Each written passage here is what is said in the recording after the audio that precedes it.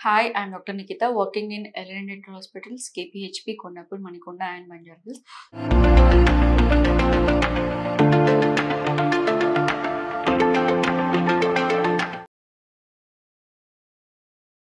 So, ఇవాళ ఏం చెప్తున్నానంటే, సిమెంట్ ఫిల్లింగ్ అంటే ఏంటి? అంటే చాలామందికి ఇప్పుడు పిప్పి పన్ను ఉన్నప్పుడు, తర్వాత పుచ్చున్నప్పుడు సిమెంట్ పెడతారు అంటారు కదా! అవి ఎన్ని రకాలుంటాయి? టైప్స్ ఏంటి? ముందర పన్నుకైతే ఎలా పెడతారు? వెనక పన్నుకైతే ఎలాంటివి యూజ్ చేసుకోవాలని నేను చెప్తాను. మనకి యూజువల్‌గా పుచ్చు అనేది నరం దాకా వెళ్ళకుండగా పై 2 భాగాల్లో ఉన్నప్పుడు మాత్రమే సిమెంట్ పెడతామండి. ఈ సిమెంట్ ఎలా ఉంటుందంటే 2 రకాలుగా ఉంటుంది. మేము జీఐసీ అంటాము, కాంపోజిట్ అంటాము. ఇంకా అడ్వాన్స్ వేరే కంపెనీవి చాలా ఉన్నాయి. సో, ఇది బేసిక్ ఈ 2 ఎక్కువ వాడతాం. సో, ఇదేంటి అంటే మనకి వెనక భాగంలో పన్ను పుచ్చిపోయినప్పుడు, మధ్యలో ఏదైనా పుచ్చున్నప్పుడు అది కొంచెం డీప్‌గా లేకుండా పైగా ఉన్నప్పుడు మనం కాంపోజిట్ ఫిల్లింగ్ అన్నా చేసుకోవచ్చు. జీఐసీ ఫిల్లింగ్ అన్నా చేసుకోవచ్చు. ఒకవేళ డీప్ ఉంది. కానీ ఎక్స్‌రేలో చూసినప్పుడు నరం దాకా లేదు. కానీ మేము మాకు రూట్ కెనాల్ చేయించకుండా సేవ్ చేస్తారా మా పన్నుని చాలామంది అడుగుతుంటారు. Yes, we can save. ఒకవేళ పుచ్చు గనక నరం దాకా రీచ్ అవ్వకుండా ఇంకా కొంచెం గ్యాప్ ఉంది. కానీ మీకు పెయిన్ లేకుండా ఫిల్లింగ్ చేయాలి అంటే ఎలా చేయాలి అంటే శాండ్‌విచ్ టెక్నిక్ అంటామండి. ఏంటంటే ఫస్ట్ ఒక లేయర్ ఆఫ్ మెడిసిన్ పెడతాం కింద. ఫస్ట్ పుచ్చు మొత్తం తీసేసి లోపలంతా ఒక లేయర్ ఆఫ్ మెడిసిన్ పెట్టి పైన మళ్ళీ సిమెంట్ పెడతాం. సో, ఇలా చేసినప్పుడు ఏమవుతుందంటే మీకు పుచ్చు ఏదైతే దగ్గరగా వెళ్తుంది నరంకి అది వెళ్ళకుండా స్టాప్ చేస్తుంది. పైగా మీకు రూట్ కెనాల్ కూడా అవసరం పడకుండగా ఫిల్లింగ్ చేసేసుకోవచ్చు. ఇంకొంతమందికి ఏమైతుందంటే పంటు మధ్య భాగంలో వస్తుంది. ఇటు సైడ్, అటు సైడ్ కలిపి.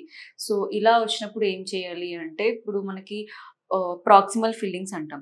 ఇప్పుడు పళ్ళు మధ్య భాగంలో కాకుండా సైడ్‌గా వచ్చి ఇటుపక్క పన్నుకి, అటుపక్క మనకి ఈక్వల్‌గా డివైడ్ అయ్యి పుచ్చు ఇట్లా వచ్చినప్పుడు మనము కాంపోజిట్ ఫిల్లింగ్స్ పెట్టుకోవాల్సొస్తుందండి. ఎందుకంటే మామూలుగా పౌడర్ లిక్విడ్ మిక్స్ చేసి సిమెంట్ పెడితే దానికి స్ట్రెంత్ తక్కువగా ఉంటుంది. సో, మనకి కాంపోజిట్ అనేదంటే స్ట్రెంత్ ఎక్కువగా ఉంటుంది. చూడడానికి కూడా నేచురల్‌గా ఉంటుంది. సో, ఈ సిమెంట్ పెడతాము. ఈ సిమెంట్ పెట్టినప్పటికి కూడా ఊడిపోతుంది, ఎక్కువగా నిలవట్లేదు అంటే మీరు క్యాప్ వేయించుకోవాల్సి ఉంటుంది. ఎందుకు అంటే అక్కడ ఫుడ్ లాడ్జ్‌మెంట్ అవుతుంది కాబట్టి మీకు క్యాప్ వేస్తే మీకు ఫర్దర్‌గా డ్యామేజ్ అన్నది జరగదు.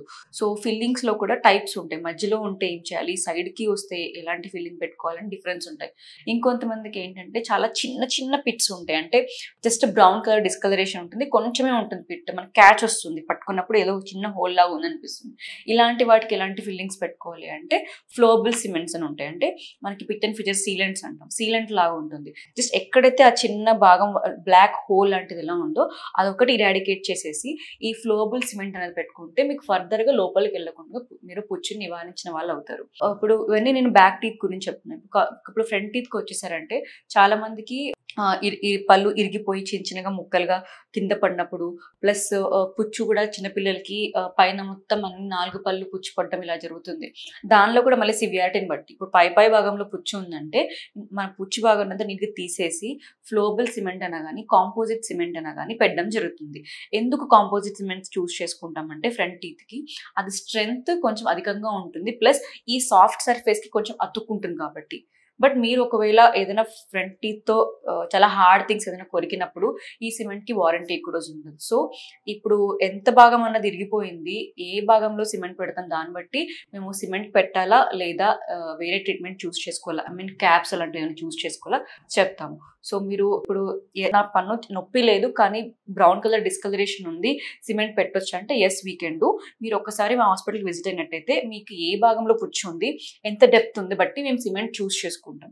సో, ఇదండి. If you have any doubt please comment below. I will clearly what type of cements are there. మీకున్న కండిషన్‌కి ఎలాంటి సిమెంట్స్ యూజ్ చేసుకోవాలన్నది. Thank you.